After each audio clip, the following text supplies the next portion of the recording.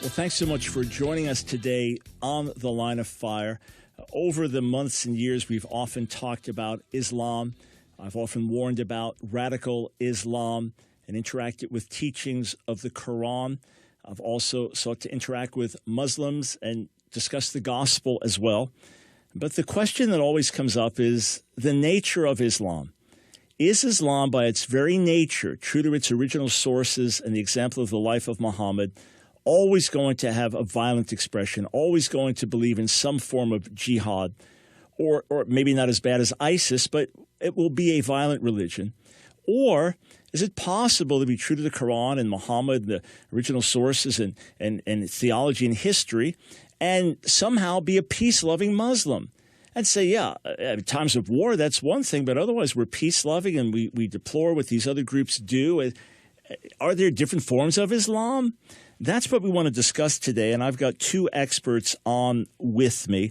Robert Spencer, the director of Jihad Watch, which is a program of the David Horowitz Freedom Center, author of 17 books, including the New York Times bestseller, The Politically Incorrect Guide to Islam and the Crusades. I often go to his website, jihadwatch.org. Mr. Spencer, thanks so much for joining us on the broadcast today. Happy to be here. Thank you.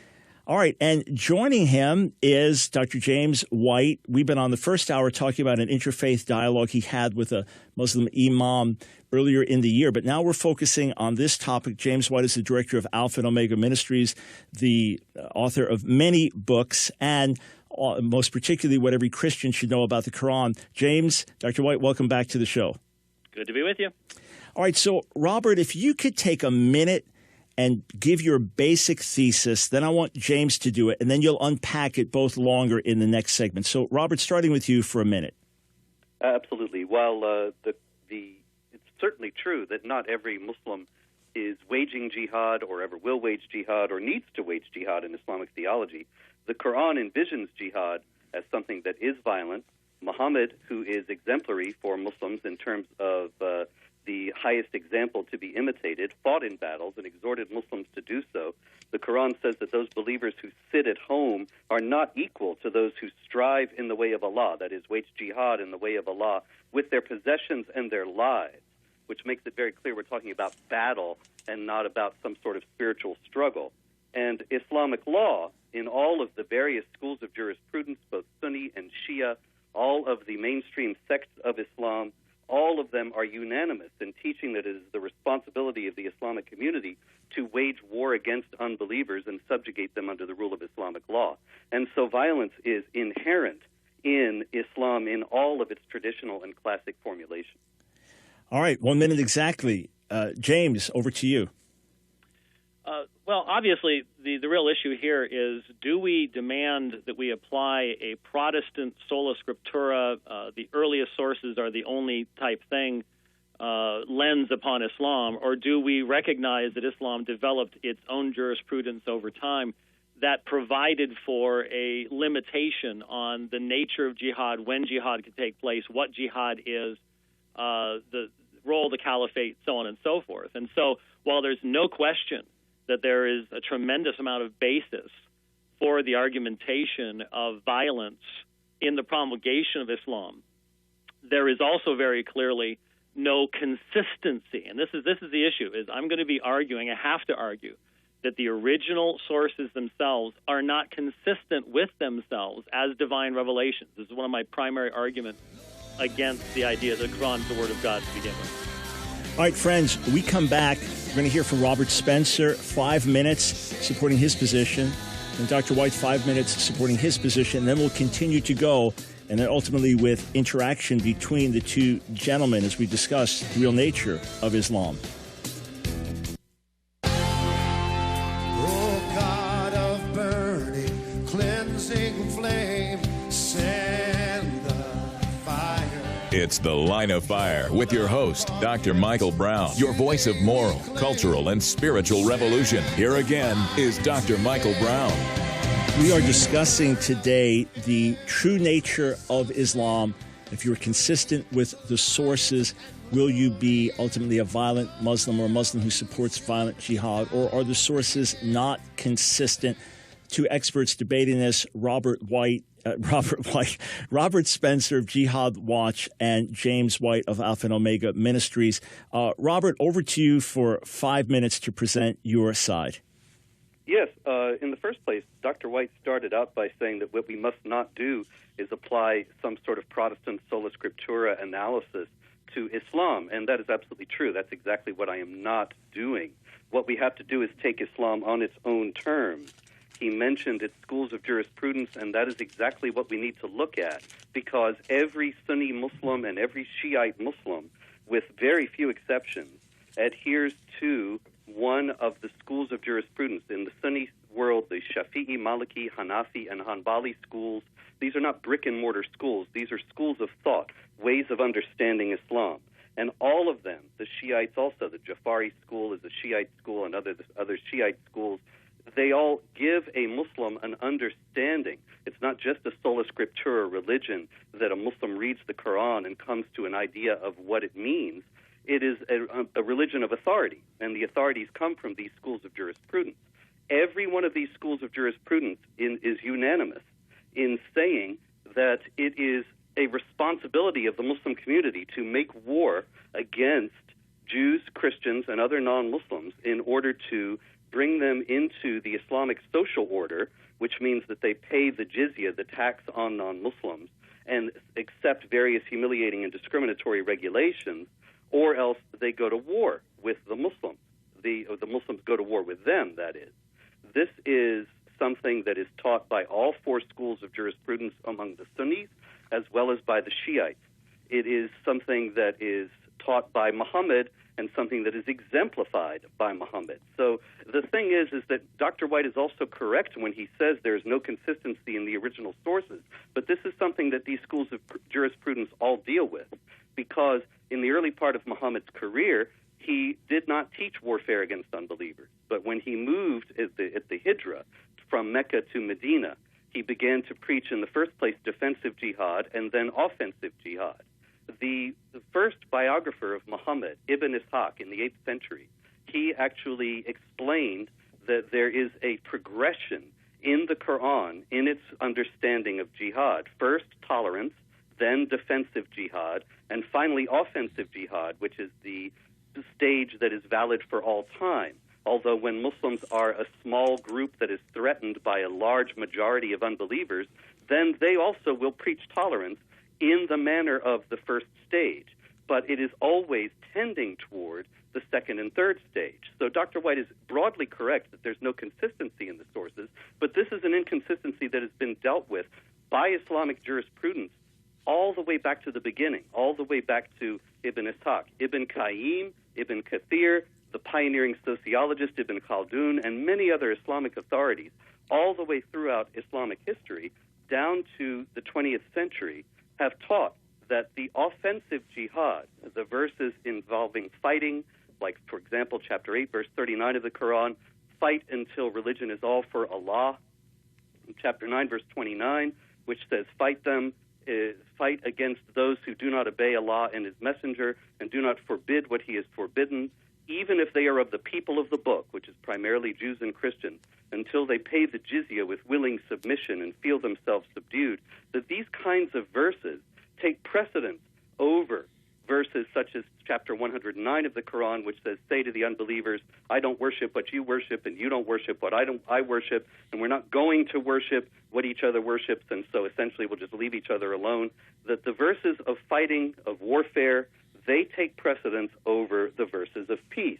And so, for example, you have a Hanafi manual of Islamic law saying that because the Prophet, Muhammad, who is, of course, exemplary for Muslim behavior, instructed his commanders, directing them to call the infidels to the faith, first the Muslims call the infidels to the faith, so that the people will hence perceive that they are being attacked for the sake of religion, and not just for the sake of taking their property. In other words, it's enjoining religious warfare and saying that this is something that Muslims have a responsibility to fight.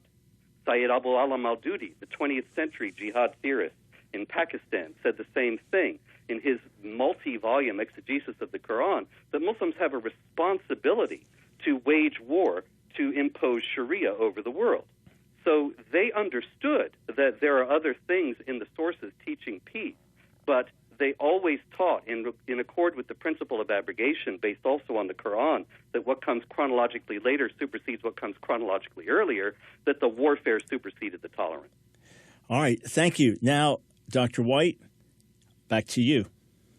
Well, we've already had pretty much everything we need laid out right there, and now we've gotten to the real issue right there at the end, and that is, if we are having to deal with the Islamic sources engaging in prioritizing their materials, saying, well, this has precedence over that. This requires us to utilize the law of abrogation, for example. I have, in my experience, never found the law of abrogation to be applied in the exact same way by almost anybody. It's amazing how easy it is to utilize law of abrogation to basically come up with your own particular perspectives. And whenever a sect arises in Islam, and there have been many of them, they utilize the law of abrogation to reorganize things. The same thing is true with the study of the Hadith.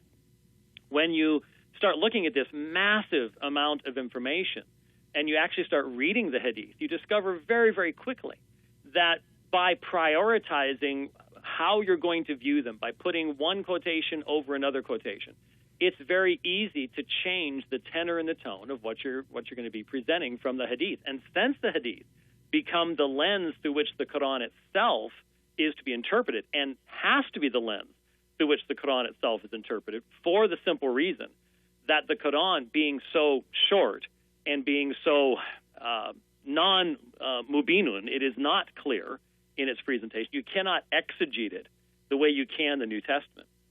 You have to have a lens through which you're going to be reading it.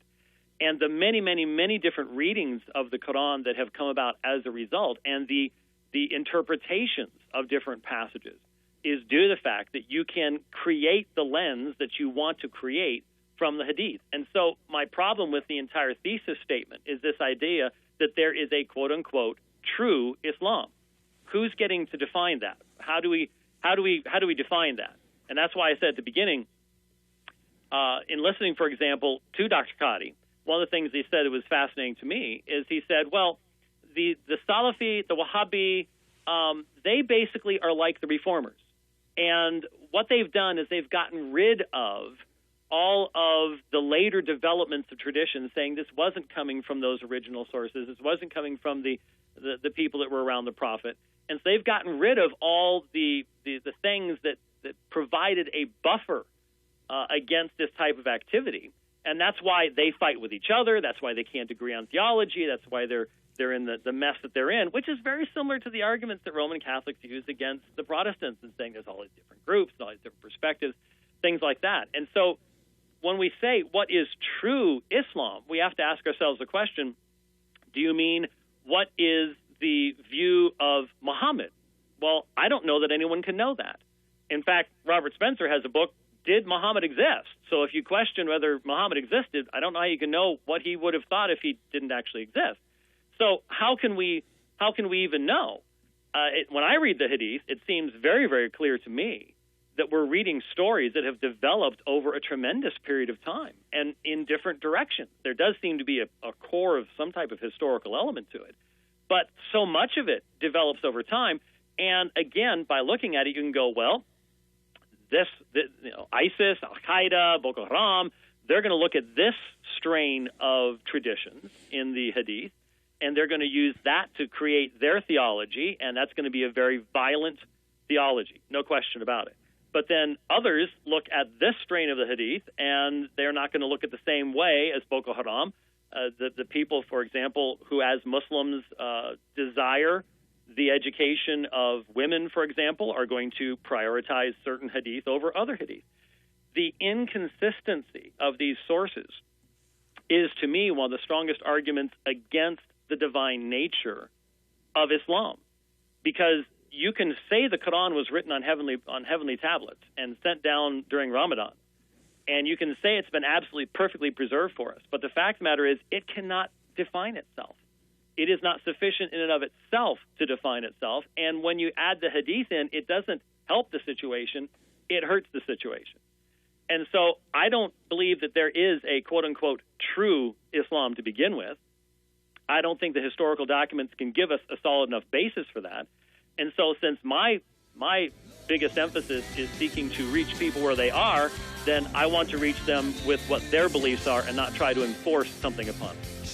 All right, friends, we come back. I actually have a question for Robert Spencer and a question for James White, and then they're going to be able to question and cross-examine each other.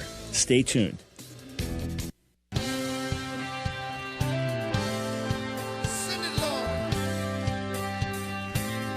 It's The Line of Fire with your host, Dr. Michael Brown. Get into the Line of Fire now by calling 866-34-TRUTH. Here again is Dr. Michael Brown. All right, actually, I got slightly ahead of myself. I will raise some questions in the next segment. But first, back to Robert Spencer for a 4-minute response rebuttal to Dr. White. Yes. In the first place, I think that Dr. White and I both agree that it's ridiculous to say there's any true Islam because there isn't any single authority that can define what that would be.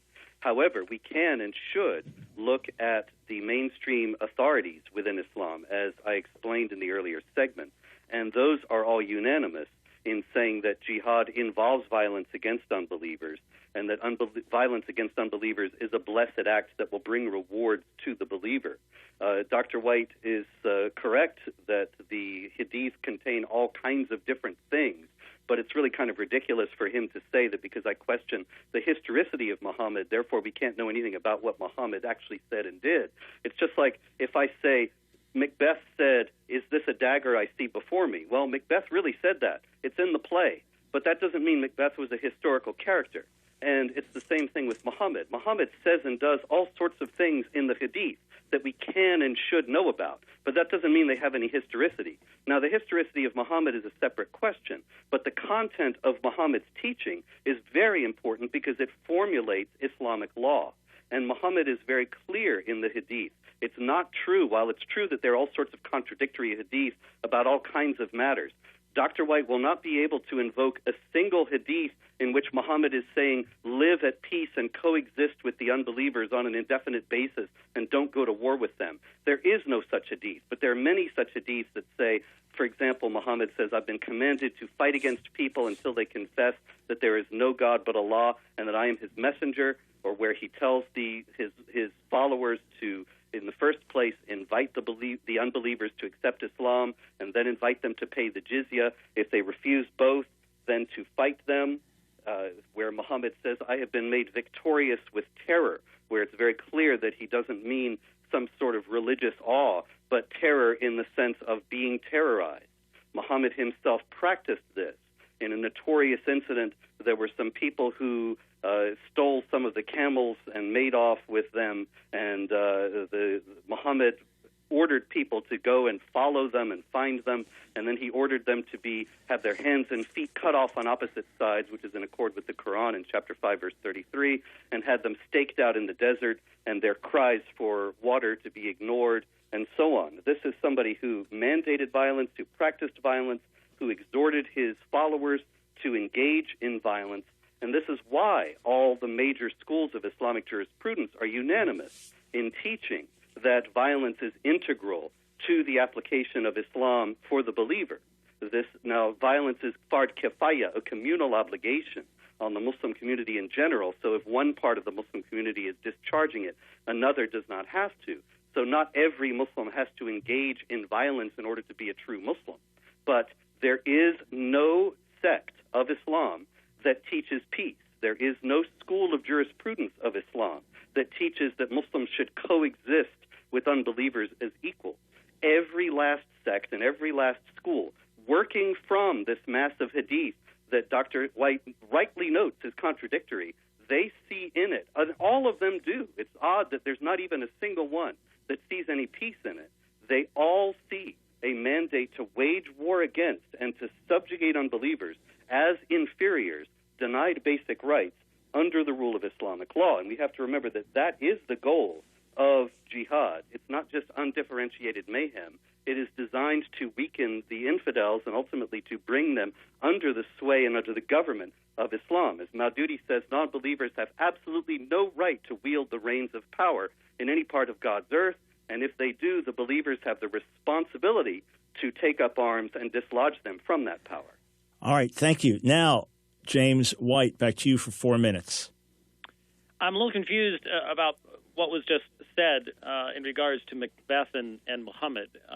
I'm still. It sounds like if the thesis of the debate was true Islam is always violent, if we're saying there is no such thing as true Islam, that Islam has always been had all these different kinds of characteristics to it, and that there's differences between people, maybe what should have been said is you can interpret the various schools of jurisprudence in such a way that they all demand jihad, as long as you don't then also include the limitations upon jihad, the requirements when you live in a non-Muslim land.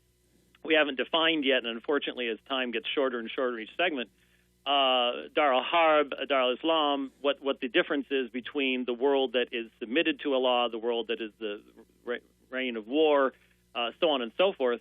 That's unfortunate, but I was completely lost as to the relationship of Macbeth and Muhammad. If Muhammad didn't exist, then what you have is some kind of development over time of what becomes the foundation of the various schools of jurisprudence.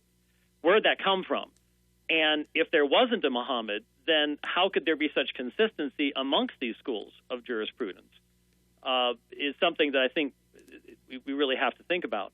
But once again, the question becomes, if we're using laws of abrogation to come up with all of this type of interpretation to begin with, what do you do with the people that you live with today who look at the stories of Muhammad and they emphasize the pre-Hijra stories?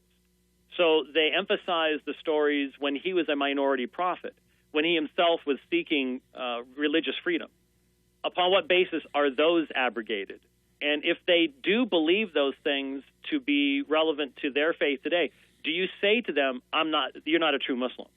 Or do you just simply say, well, historically, the large portion of your leaders in the past have not taken the same perspective that you have? Is that then meant to be an argument that is supposed to lead them to, one of two things? I'm not sure. Do we want to actually try to argue to Muslims that to be a true Muslim, you need to become violent? I'm not sure that's what we want to do, even though I have, for example, many times in the past argued that the vast difference between the Christian message and the Islamic message is that the messenger, the one that we are presenting to people, Jesus Christ, is not a person that you can hold up entire books about their various military campaigns. But you can with Muhammad, and that one of the great dangers of Islam is that it has enshrined at least a later understanding of this man, Muhammad, one that I would say evolved over time and not necessarily reflects the original Muhammad if they're, if we could even dig past the various historical developments to get to him. But since that is what has been happening, since he has been called the best of humanity, then what you've done is you have established someone who has all of these character issues to deal with, and there has not been any type of meaningful understanding of what came beforehand in the other books that the Quran says were also contained light and guidance, which would help you to in any way ameliorate the exaltation of the militaristic aspects of that individual's character. Now, thankfully, there are some Muslims that don't want to emphasize that, but they are unfortunately in the minority, but they still exist. What do we do about them? And I keep hearing music right before my time runs out. All right. That's what happens when you go second on a radio show. We come back. I've got a question for Robert Spencer, a question for James White. Then they can go at each other. It's The Line of Fire with your host, activist, author, international speaker, and theologian, Dr. Michael Brown. Your voice of moral, cultural, and spiritual revolution. Get into The Line of Fire now by calling 866-34-TRUTH. Here again is Dr. Michael Brown. We are right now in the midst of a very clearly presented debate on the nature of Islam. Does it consistently point to violent jihad against unbelievers, or is it inconsistent and there are various expressions of Islam, some of which may be violent, some peace-loving? The former position is being advocated by Robert Spencer of jihadwatch.org, a best-selling author on Islam. The latter position is being advocated by James White of Alpha and Omega Ministries, and also a best-selling author. His book on Quran for Christians, well known as well. I have a question for Robert Spencer, then a question for James White, and then I want to give them opportunity to cross-examine one another. Robert, when there's an attack in the world that looks like it could be terrorist, I immediately go to Jihad Watch because you seem to know pretty quickly whether it's a terrorist attack or not. And then we'll hear the constant mantra from all the leaders in the West that this is not Islam. I write about it constantly. I often reference Jihad Watch. What would you say to those who see the latest terrorist attack carried out by Islamic extremists who say this is not Islam? Can you take 60 seconds to say what you would say to them? When the attackers themselves make it clear that they are acting in the name of Islam, it's foolhardy in the extreme to pretend that they're not. We should take them at their word. For example, today, a Muslim in an airport in Flint, Michigan, stabbed a policeman in the neck while screaming Allahu Akbar. And the police said, this is potentially an act of terrorism. Well, I don't know what on earth the poor man could do to establish that it's an act of terrorism beyond what he's already done. We need to understand what the jihadis themselves are saying about themselves in order to be able to counter them effectively. And this willful ignorance on the part of authorities, which is designed to keep people essentially complacent about the full magnitude of this threat, is ultimately extraordinarily dangerous and is going to expose us further to the threat because it's not being countered honestly or effectively. Just if you could expand just for, say, 30 more seconds, why do you think so many people get this wrong in the West? I'm sorry, you're almost inaudible there. Why do I think what? Why do you think so many in the West have gotten this wrong? If you could just take maybe 30 seconds. There's a concerted effort by the media and by governing officials to obfuscate terror attacks and to downplay and denigrate, deny outright any Islamic connection to them. And so routinely we see in the mainstream media that there's a guy screaming Allahu Akbar, even quoting the Quran, saying, like Omar Mateen did in Orlando, that he's doing it for ISIS, the Islamic State, and then we read that it's really about something else, that they're mentally ill, that they had family problems, something of that kind. It seems as if there is a very high-level effort to make sure that people do not realize the full magnitude of what is going on in this. So it's somewhat suicidal, isn't it? I'm sorry? It is somewhat suicidal, is it not? Oh, no doubt. It's directly suicidal. And if you guys could turn up the volume on this, it's very hard to hear suddenly. All right. Not sure what happened there. I think everything's the same on our end, but we'll work on that. James, let me put this question to you, and then you can answer it on the other side of the break. And then, Robert and James, you can interact and question one another. But, James, here's my question to you. I look at the way you have debated Muslims in the mosques and in other settings as a real model, that you're familiar with their material, you're respectful to them, but you loudly and clearly present Jesus to them. So my question to you, and you can answer it on the other side of the break and take a couple of minutes to answer, is what concerns you in terms of gospel outreach when the latest terrorist attack takes place and people say, well, that's all Muslims are like ISIS. And a lot of Christians think, yeah, all Muslims are like ISIS, and if they say they're not, they're lying. So, James, you can answer that on the other side of the break. Take a couple minutes to do it. And then, Robert, your turn to ask James a question, to cross-examine him, and then back and forth we will go.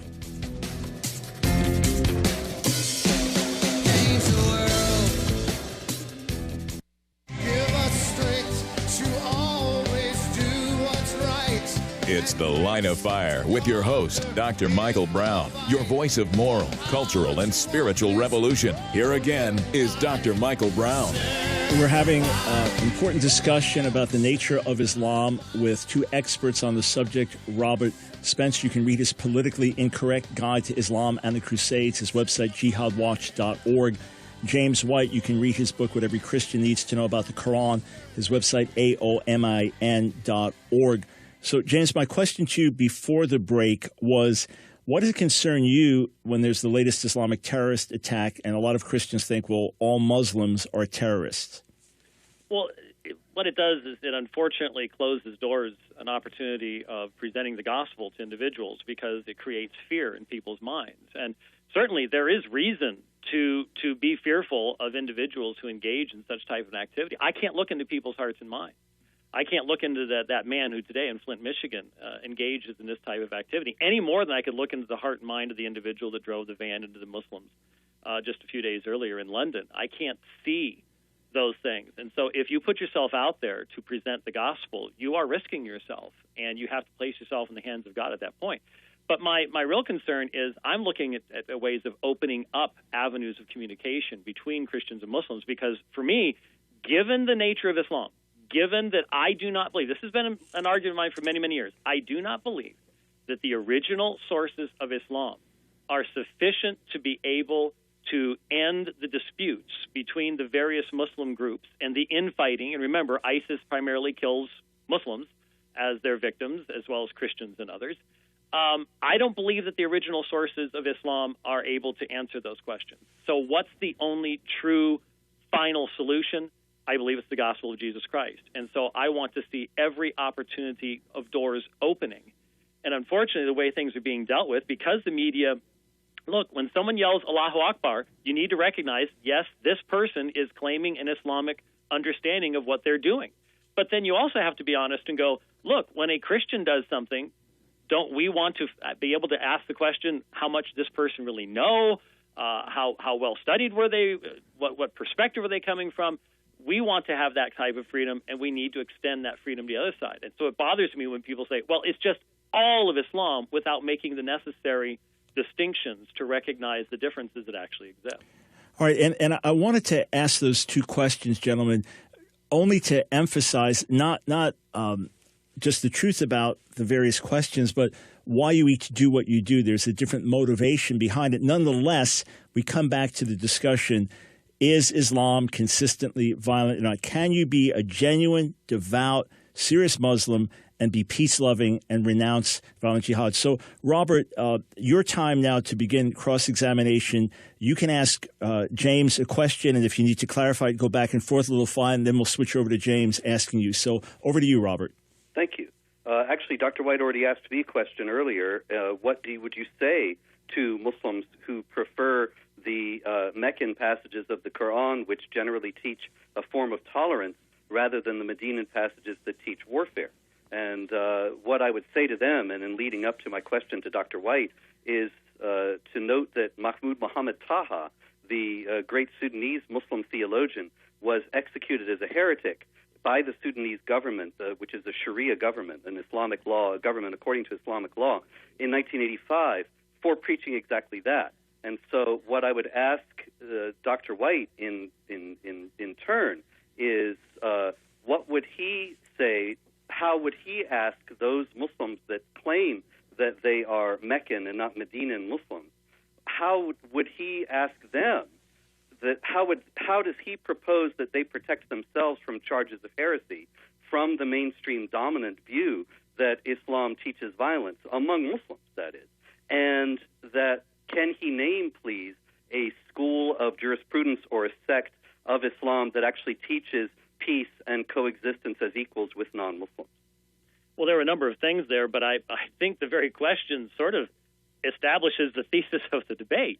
Unless you're going to say that the man who was executed by the Sudanese government was not a Muslim, then you have Muslims killing Muslims over disagreements on this very issue, which sort of is the point of why I even agreed to do this. And that is, I know too many Muslims who interpret the history of Islam, not just the original document, but they then interpret even the schools of jurisprudence in light of the history of Islam and the history of the development of through the Abbasid dynasty and so on and so forth. There's been a lot of theological look. If we can recognize that even the view that the Quran is eternal amongst the Sunnis, I mean, this is a difference between the Sunnis and the Shiites.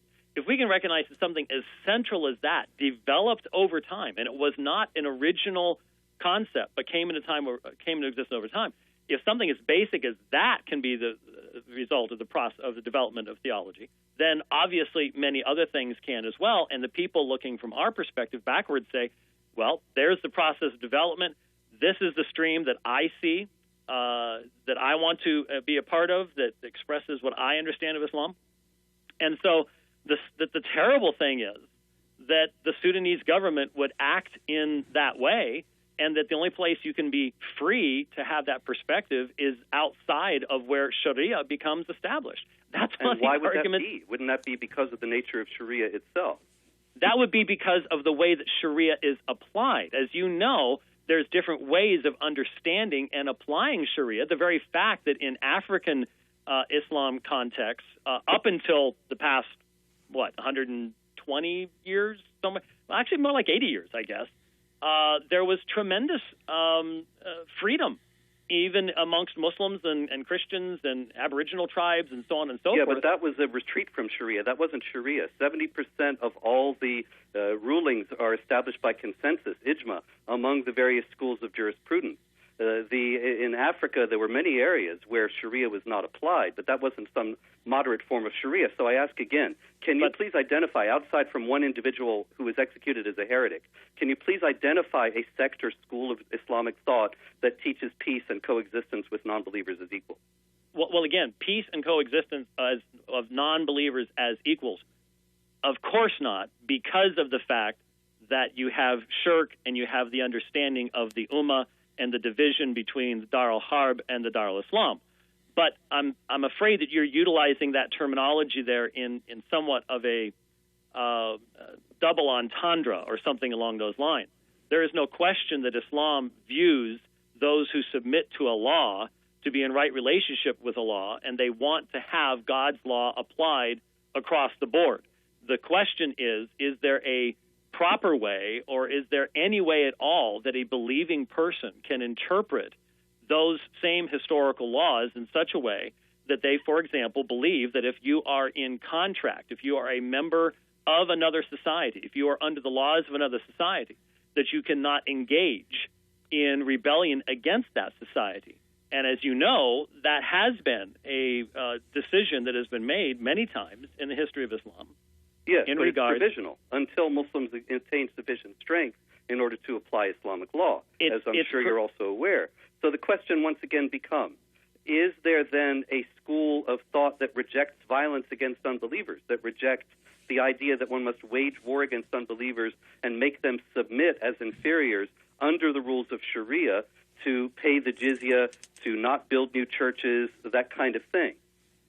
There is absolutely no question that that particular understanding of the application of, for example, Surah 9 is extremely prominent. However, what I was trying to say, you said, well, that's provisional until something takes place. Well, what do you mean by, well, I'm not asking questions right now, even though you've been making a lot of statements, but when you say that's provisional in the sense that this person is allowed to engage in active violence to hasten this, or provisional in the sense that they accept that in this particular land, this is the case of the law that comes to exist? Yeah, well, actually, the rulings are generally that if Muslims attain a majority, then they can begin to apply Islamic law. And some schools consider that it's impermissible to engage in jihad activity until that point, but at the same time, they're working toward that point. And so the goal remains the same.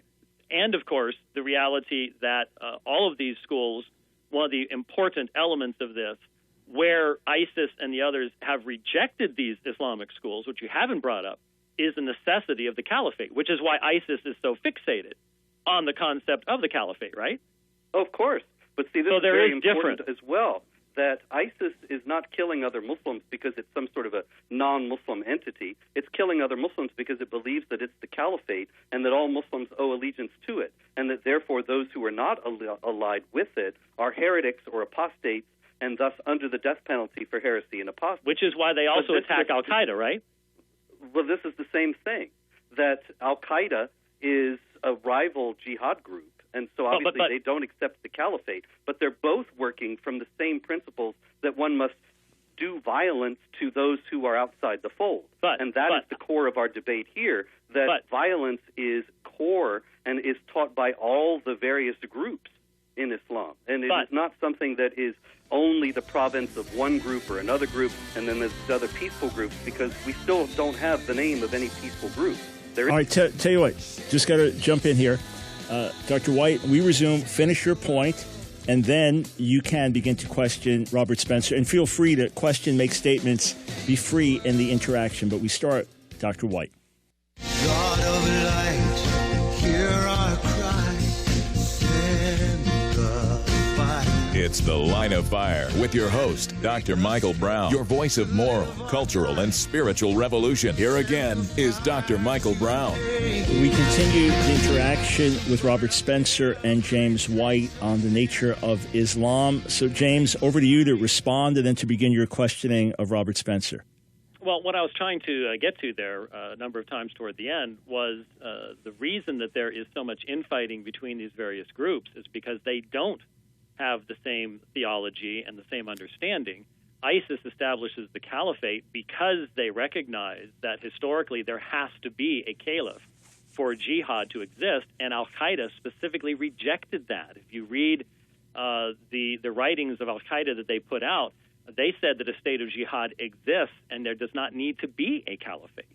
And so my point was, isn't that one of the demonstrations of the fact that this idea that there is a single, one true Islam, there's lots of differences, and one of those differences is this idea of the necessity of the caliphate. All right, so with that, we turn things now to James. You can. That was my question. I'm sorry, my bad. Okay. Sorry. Go ahead, Robert. I'm sure Robert was sitting there trying to talk and was muted the whole time. No. He's right here. He's here. Yeah, he's been here the whole time. Yeah, this is based on a fundamental misunderstanding of the Islamic theology of jihad. Al-Qaeda declared that there did not need to be a caliphate because Al-Qaeda was saying that it was a defensive jihad. In Islamic theology, since the 9th century, since the formulation of the theology of jihad, there has been the idea of offensive jihad and defensive jihad. Offensive jihad requires the caliph to call it, and the caliph has the responsibility to call it at least once a year. But in the absence of a caliph, it's not as if there isn't any jihad. Jihad is, as I said very much earlier, fard kifaya, an obligation on the whole community.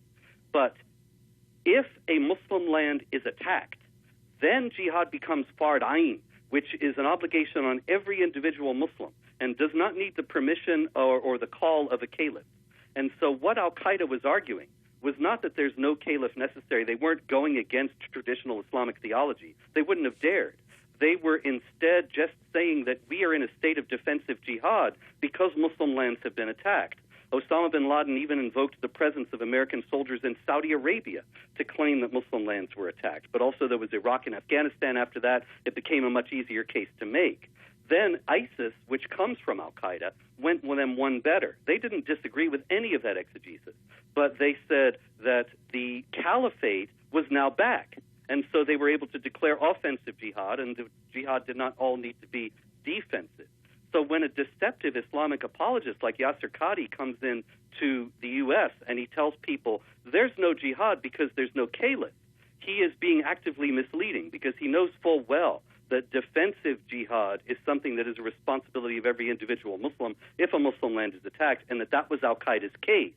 But he fosters complacency and ignorance among non-Muslims who aren't aware of jihad theology by making it seem as if all these various jihads around the world today are illegitimate since there's no recognized caliph.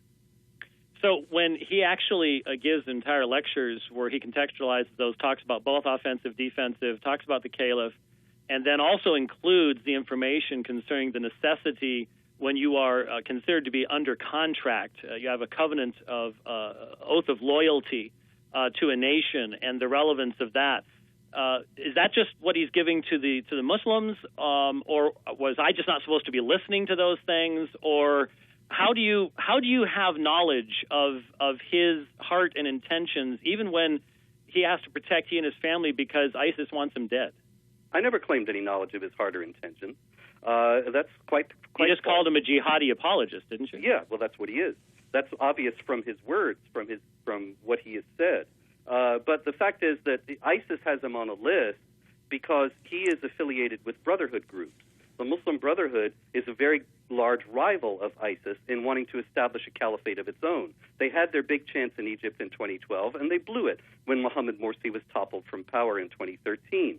And Muslim Brotherhood groups in the United States are quite extensive and active. As a matter of fact, every major Muslim organization in the United States is linked to the Brotherhood.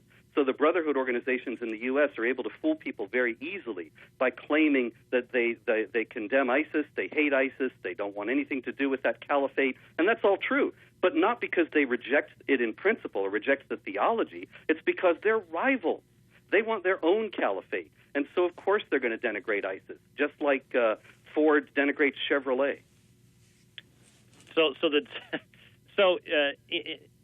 For some reason, I've taken the time to actually listen to Yasir Qadhi's lectures against ISIS. I didn't get the Ford and Chevrolet thing. What I got was much more theological in regards to historical developments, the idea of the Kharijites and the use of violence, and it wasn't anything about Fords and Chevys. Is that just simply meant to be deceptive? Well, I don't know if maybe you misunderstood my analogy. What I was saying is they're both selling cars. They're both in the same business. They both want the same thing. They're just two rivals who are trying to get to it in different ways. And that's the same thing with ISIS and the Muslim Brotherhood. And so the theological element was just meant to be deceptive? Well, it might well have been. After all, we have to remember that Muhammad said war is deceit, and the Quran in chapter 3, verse 28 says that you can deceive unbelievers. In a commentary on that verse, one of the companions of Muhammad, Abu ad-Darda, says, "We smile in the faces of some people, but behind their backs we curse them." And so that cannot be discounted as a possibility, certainly. But as I say, I'm not claiming to know his heart. The fact is, however, that Muslim Brotherhood is dedicated to the establishment of the caliphate. Groups that Qadhi is involved with are connected to the Muslim Brotherhood. So it's a perfectly reasonable surmise that he has no objection to the question of the establishment of the caliphate in principle. He just doesn't like the ISIS one because it's not in his group, it's a rival group. Would there be anything that could be said from anyone who's ever spoken at ISNA? Are they not automatically, by speaking at ISNA, connected, in utilizing your terminology, to the Muslim Brotherhood? Well, I'll tell you something. If I went to speak at a group and I saw a big Ku Klux Klan banner behind me, I would walk out. I wouldn't speak. And if a Muslim sincerely rejects jihad, rejects violence against unbelievers, wants peaceful coexistence, why would he go speak at a group like ISNA? So he everybody ought to know what it stands for. So everybody at ISNA, from your perspective, stands for violent jihad. I didn't say that. I said that a speaker who comes in, who may have nothing to do with this, but he should know, he has a responsibility to know who his sponsors are, and he sees that ISNA has admitted ties to Hamas and the Muslim Brotherhood, then he should know better than to speak there, unless he wants the association and has no trouble with it. So there's always unanimity of perspective from everybody who's involved in every conference that you speak at. There's unanimity between yourself. No, of course there isn't. But you're okay. I think perhaps intentionally missing the point. The fact is that I am held to very strict standards, as I'm sure you are as well, in this, and that we are always tarred with associations with various people. If you look at the rap sheets on me from various leftist groups, Gentlemen, I hate to interrupt.